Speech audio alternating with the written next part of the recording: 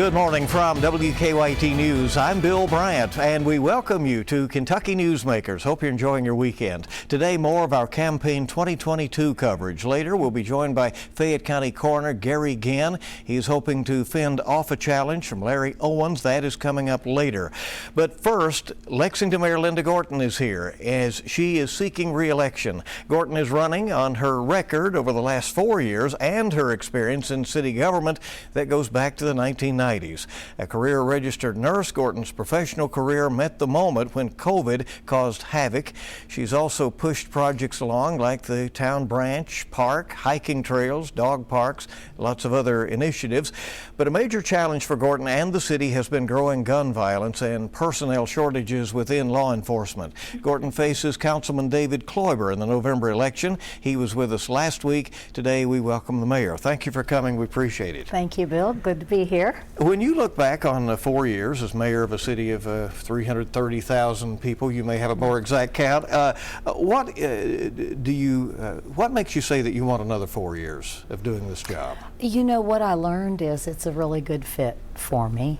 And even with the pandemic and all the economic roller coaster we were on, all of those things, it's a wonderful fit for me because I'm very people focused naturally and in my nursing profession, of course. And to me, that's what government should be, is people focused. As long as we keep our eye on the ball with serving people, we can't go wrong, I don't think. And so I've said to my husband so many times on my way to work, I say, I'm going to work. It's going to be a good day. I love it. It's a great fit. Well, let's get to the issue that is front of mind for most voters right now. Lexington has had back-to-back years of record homicides, as you know, more than 100 other shootings across the city this year. How frustrating is it to you that despite several efforts, the violence goes on and has now spread across the city into other neighborhoods around the community? Unfortunately, we are following what we're seeing nationwide. We do have some differences here, and it is frustrating. You know, it's not, people say to me, this isn't Lexington.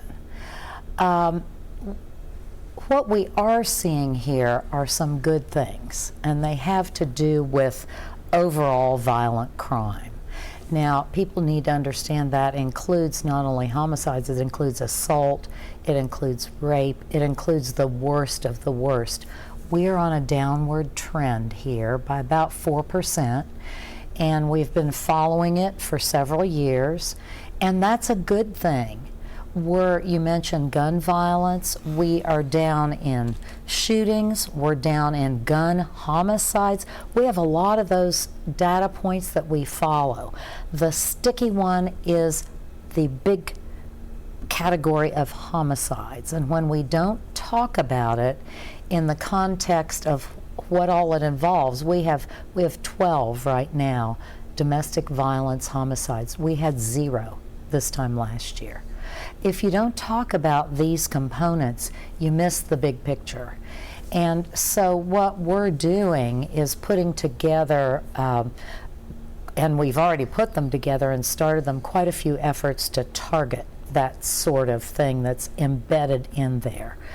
I am confident we can bring this down, and of course all our efforts, we never know what we prevented, right? With One Lexington, with the flock cameras, with all the things that the police are doing in terms of community policing. We have been a community policing city for decades, where we're very community focused on police, knowing who's in their neighborhoods, knowing the business owners, knowing the crime patterns, etc. So it's an interesting and complex dynamic, crime is, and so we don't know what we've prevented, but we know we're on a little bit of a trend here that we continue to try to put a stop. Well, as you know, the election season can be tough, and your challenger, David Kloiber, accuses you in an ad of being stuck in the past with policies. He pushes something he calls a Lexington version of group violence prevention, or GVI.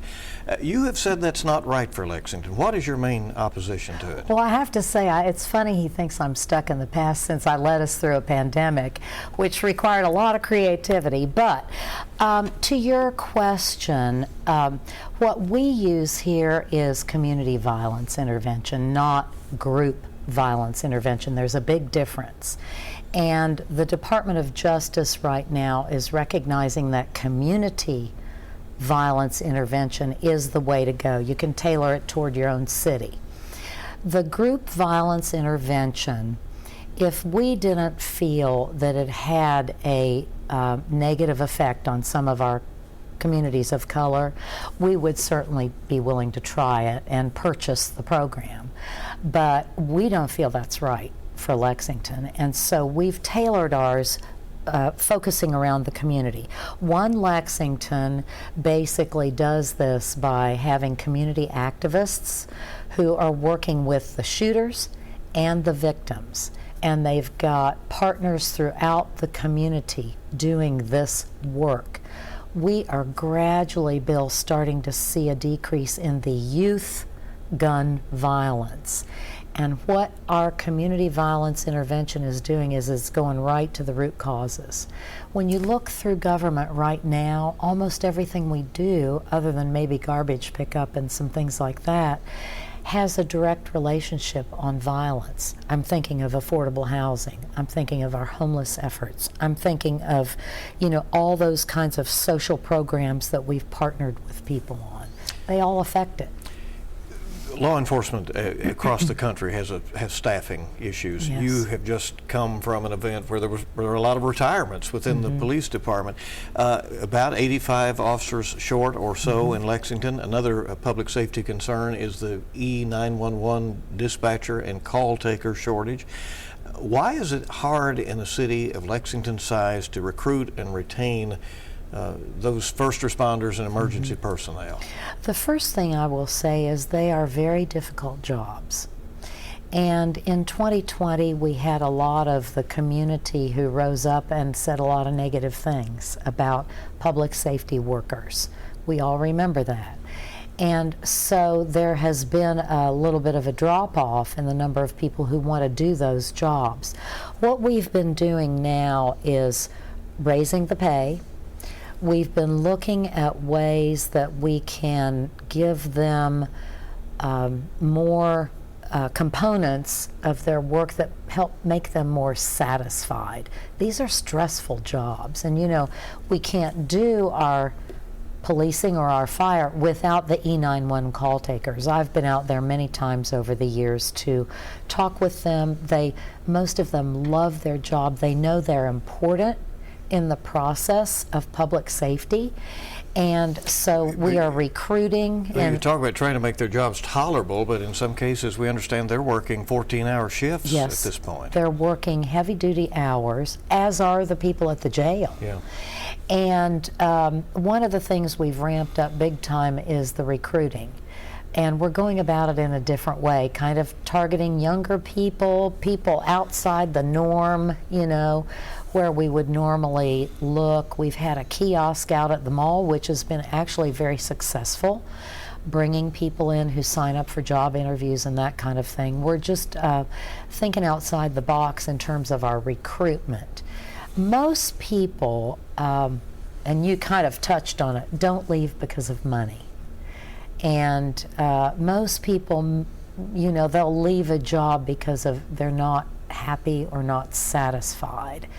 And so we've done a lot to work with those sorts of employees to find out what will make it better. And of course, the one big thing is fewer hours. Yeah. Let's talk about some other issues in the community. Affordable housing certainly is an issue. Many can't afford to purchase or rent. The group Lexington for Everyone suggests opening up more areas for development. You have said previously that that is very touchy and might not work even if you did it. Well, the thing about it is, in 1996, the growth boundary in Lexington was expanded by about 5,400 acres. And there's no evidence that any affordable housing was produced from that. People use that as a direct relation. They say expand the boundary, we'll get affordable housing. It doesn't work that way. The developers who are dedicated to affordable housing have to work really hard to match the money that the city puts into the program, and they pull in matching money from lots of different sources so that they can make their development affordable. Now, since 2014, which is when the council created the Affordable Housing Fund, we have built or rehabbed almost 3,000 units. And you may remember that I recommended to the council that we put $10 million in our ARPA funds for affordable housing, which they did. And so we have that plus the $2 million in the regular budget. And we are just continuing to have really good projects. So it's not a direct correlation that way. With the evictions and the, Yes. the rentals, and again, you have a program for that, and so considerable money has gone there. But is it enough? We're hearing of 1,000 evictions a month or so. Yes, people continue to have issues, and one of the things that's directly related to that is workforce. And we've been focused on not just, giving money to prevent eviction, because that was very important and still is. And our program for that received a lot of federal accolades because of how we rolled it out and how we're doing it. But we realize these are folks who some cases need job training. They need to find a better job. So we've stood up our WorkLex, which is a big partnership of several businesses that train people to write resumes, to give interviews, how to look you in the eye and shake your hand, and those kinds of things. We also had our big first ever expungement clinic / job fair. The people who went through that had their records expunged if they were eligible and went straight to these businesses across the room and signed up for job interviews. Now that makes a big difference and helps some of these folks who can't afford the You rent. have appointed a mental health advisory group as well. What is your expectation from them? I have big goals here. We know that many of our issues with violence as well as homelessness are related directly to mental health issues. And so in the summer, we had a lot of conversations with some of our partners in the community, and I've just stood up, we had our first meeting this week, my mental health advisory work group, and it's made up of partners like New Vista, the University of Kentucky, Eastern State Hospital, our police, our fire, our, various folks like that. And one of the first things we're going to do, Bill, is really exciting. We're going to assess our community for the resources that we have and for the gaps that we have, because we don't know 100% what we need, and then we'll move forward based on that. Clear up where you are on whether or not the urban county government has local responsibility in enforcing the trigger law, the abortion trigger law that was passed by the state legislature in Kentucky that is now in effect after the Roe v. Wade ruling at the Supreme Court level. Yes, that is clearly in the hands of the state, and that sort of, you called it enforcement. Of course, the state relies on our police to enforce laws. We enforce local laws mostly. So have you given them any direction? No. I think it's a slippery slope. My chief and I talk about priorities all the time. We know that violent crime is a high priority. I think 99% of people who live here would agree with that. We need a safe community. It's not a mayor's job, an elected mayor's job, to tell the police which law to enforce and which law not to enforce. I mean, that's a slippery slope as far as I'm concerned. Now, the guidance will come from the state. And so I want us to be a safe city. The chief and I talk all the time about this, but it's very easy for someone to say, I'll tell the chief not to enforce this law or to enforce this law. But I think it's a dangerous precedent. About a minute left. What is the biggest piece of unfinished business that you would like to get done in the next 4 years if you're reelected?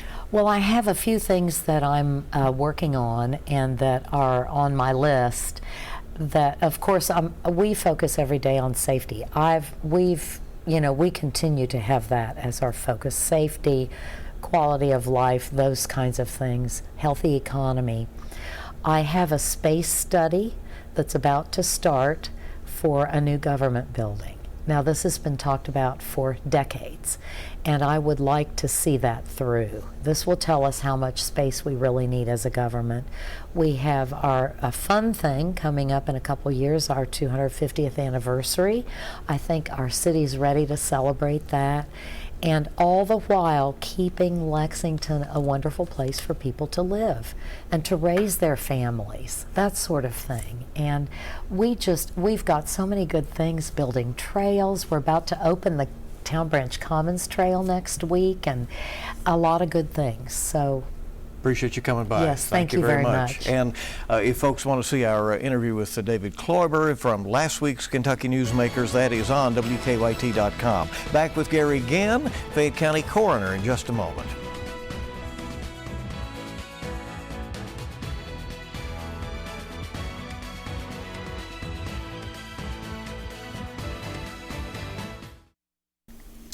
Welcome back to Kentucky Newsmakers. Voters will be deciding lots of races next month, including for Fayette County Coroner. In Kentucky, the coroner makes a ruling on cause of death if it's not readily apparent, notifies family members, and has initial custody of remains. Gary Ginn has been the Fayette County Coroner since 2003, and he's the Democratic nominee for re-election.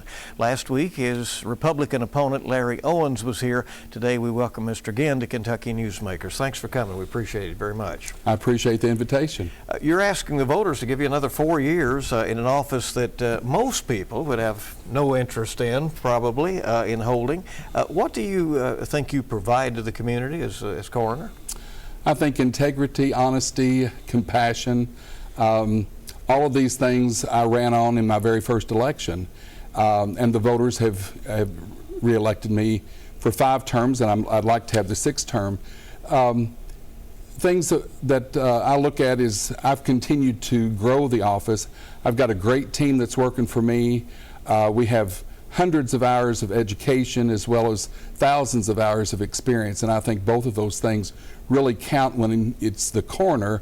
And it's not like they don't count in other offices, but when you're doing a specific job as we are in investigating people's deaths, accidental, homicide, suicide, and a lot of natural deaths as well, but we have to get all those right 100% of the time, and that's what our goal is, and I think we're still striving to do that. The qualifications in the Constitution are pretty minimal for a coroner, but they run the gamut in Kentucky, from a medical doctor in Louisville who has decades of experience in forensics to funeral home personnel in a lot of our counties. When you know that a case is getting complicated or that it could have legal or criminal implications, how do you bump up your response? Well, rather than just one deputy go out, I will always go out if I'm available. Sometimes I might be out of town, but I will try to go out on as many unnatural deaths at scene that I possibly can. More eyes that we have there, the better off it is. Myself and my deputies work very well with the current firefighters, police, Kentucky State Police, Sheriff's Office. We work with out-of-town agencies as well, because a lot of people are brought in to the University of Kentucky, which is a level 1 trauma treatment center, and then they have the misfortune of dying there of some trauma death or accidental death. So we work well with all those folks. Another thing that I've done and implemented back in 2014 is myself and my entire staff are certified death investigators. So we are certified through the American Board of Medical Legal Death Investigators, and it's a requirement now I've put in their job requirements that once they've been at the office for 2 years, they have to be tested and qualify and get certified in order to be a death investigator. We were the first office in the Commonwealth of Kentucky to achieve that, and I'm very proud of that. You have told me that an interesting phenomenon is that cremations are on the increase, and that requires the coroner's signature. For why? Well, occasionally, we'll have a document that comes across which is called the Provisional Report of Death. And there's we have to sign off on that before the crematory will allow the cremation to happen. The family actually signs authorization of their loved one, but that's a checkpoint for us to look and investigate that individual's death in order to make sure that it was not a coroner's case. Occasionally, we will find a individual that should have been a coroner's case, so we hold everything until we are able to document what has happened through maybe police agencies, the hospital, different ambulance services will be a great source of that, where the accident happened, different things like that. So you might, in other words, basically hold the body as evidence, until it's all cleared up. Absolutely, because the evidence is there. The cause and manner of death is there. Do you think all death notifications need to be done in person by your office? I do, but in today's world that can't happen. I try, as soon as we get a death notification, or if we have our own death notification, I try to make sure that we are very diligent and go to the addresses that we're able to find.